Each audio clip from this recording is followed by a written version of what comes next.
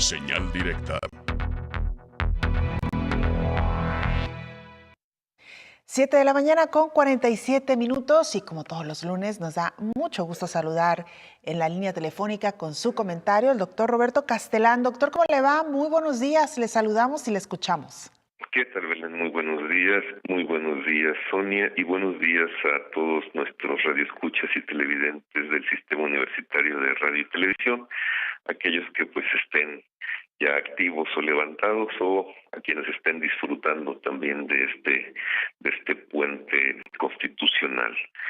La semana pasada se dieron varias partes de Jalisco, pero especialmente en la zona metropolitana de Guadalajara, distintos tipos de violencia muy graves. Es casi un catálogo muy amplio, un catálogo extendido de las formas de violencia que permean nuestra sociedad cotidianamente. Es una violencia que vivimos cotidianamente, vivimos todos los ciudadanos.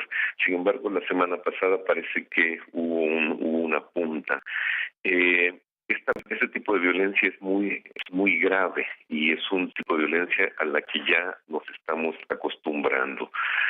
Y desde mi punto de vista, e inicio con ella, la violencia más grave que sucedió, el tipo de agresión más grave que sucedió la semana pasada, lo hace el diputado Alberto Casas Reynoso en contra de la abogada Diana Arredondo Rodríguez, una abogada quien, y lo voy a poner así con esas letras, quien busca trabajo de magistrada. Lo voy a poner así porque quiero hacer hincapié en que este tipo de violencia es una violencia que todas las mujeres, o que una gran cantidad de mujeres que están en busca de un trabajo, de un mejor trabajo, padecen constantemente. Creo que es como una tentación de aquellos que tienen el poder de decidir sobre una persona, sobre todo sobre una mujer. Es esa tentación de ejercer una violencia, en este caso un tipo de violencia política, pero en realidad es la manifestación del poder, de un poder patriarcal en contra de las mujeres. Pero aquí hay algo que es muy grave por distintas razones. En primer lugar, el diputado Alberto Casas Reynoso representa a uno de los tres poderes, representa al poder legislativo, es decir, hasta se podría considerar esta violencia como una violencia de Estado.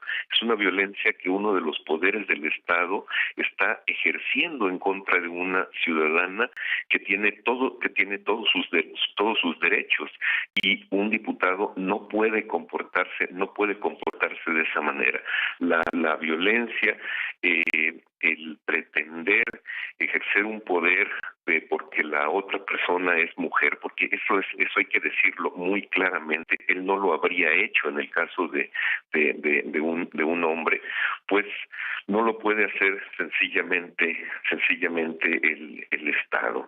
Además, el dato es un dato confidencial que no tiene que ver absolutamente para nada con el nombramiento que busca la abogada Diana Arredondo Rodríguez. Por otro lado, y ahora estamos festejando un aniversario más de la Constitución, una Constitución que, como ya lo hemos visto, es desplazada por los mismos elementos del Estado, como en el caso del diputado, pues simple y sencillamente, si no se dio cuenta, también está violando la Constitución. Está violando la Constitución por una sencilla razón, porque él está normando su criterio, de acuerdo a sus propias palabras, está normando su propio criterio, por sus convicciones religiosas. O sea, sus convicciones religiosas no le permiten a él ejercer su función como diputado de un estado laico, de un estado que no tiene absolutamente nada que ver con la religión. A nadie le importa la religión del diputado Alberto Casas Reynoso, a nadie le importa si él es muy religioso, a nadie le importa si él es un muy buen padre de familia. Él simple y sencillamente tiene que hacer su trabajo de acuerdo al esquema de la Constitución que él mismo juró defender.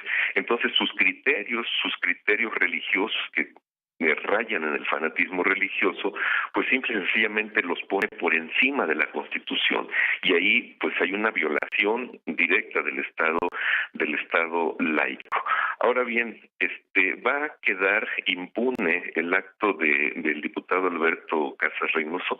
¿Sirve una especie de disculpa por a través de sus redes sociales?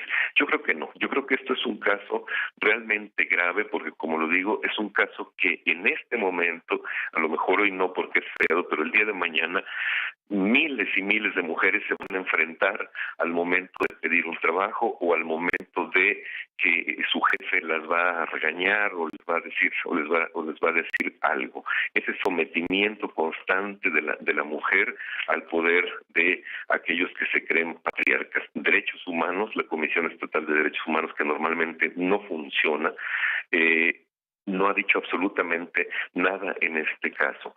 Y tampoco las mujeres feministas de Movimiento Ciudadano, que aparentemente llevan siempre a la vanguardia los derechos de la mujer. Un caso cotidiano que para mi gusto se convierte en un caso grave de violencia, de agresión en contra de los ciudadanos mexicanos.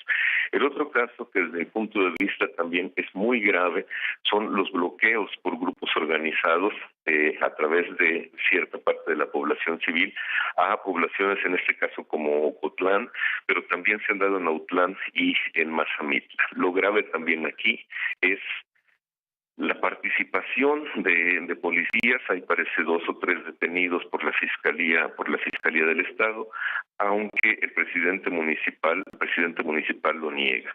Yo creo que habría que revisar muy profundamente el papel de las policías municipales, qué cosas están haciendo las policías municipales en el esquema de organización del crimen organizado, porque si bien es cierto que los policías pudieron haber sido captados en el momento en que estaban retirando las llantas, no reportiéndolas, y de ahí la confusión, también es cierto que hay muchos policías municipales infiltrados ayudando en labores del mismo narcotráfico.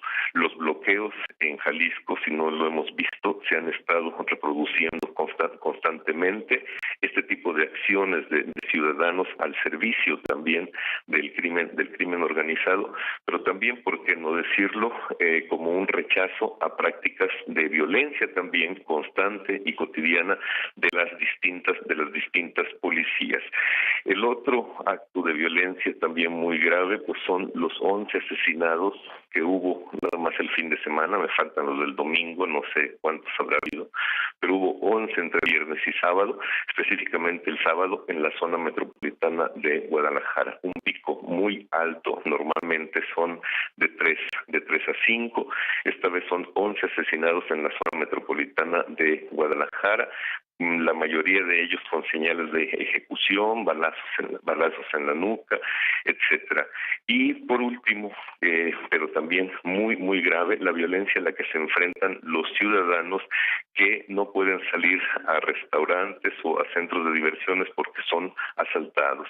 En esta ocasión les tocaron a un grupo de periodistas, de estimados periodistas, a quienes les envío también mi solidaridad, quienes departían pues alegremente una cena en un restaurante de la zona de Chapultepec cuando fueron asaltados por personas armadas. La policía también una participación pues que deja mucho que desear en la protección de los ciudadanos.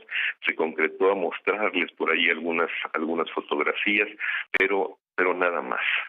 Pues yo quería señalar en este comentario estos distintos niveles de violencia a los cuales, pues lamentablemente ya nos acostumbramos, pasan tan frecuentemente en nuestra sociedad, se dan ya de manera pues natural, los naturalizamos, los hicimos nuestros. La violencia en contra de las mujeres, pero el caso grave es la violencia del Estado en contra de las mujeres, la violencia por grupos del crimen organizado, la violencia por mismos ciudadanos que son parte de estos grupos organizados y la violencia que sufrimos constantemente quienes nos desplazamos por las calles de Guadalajara.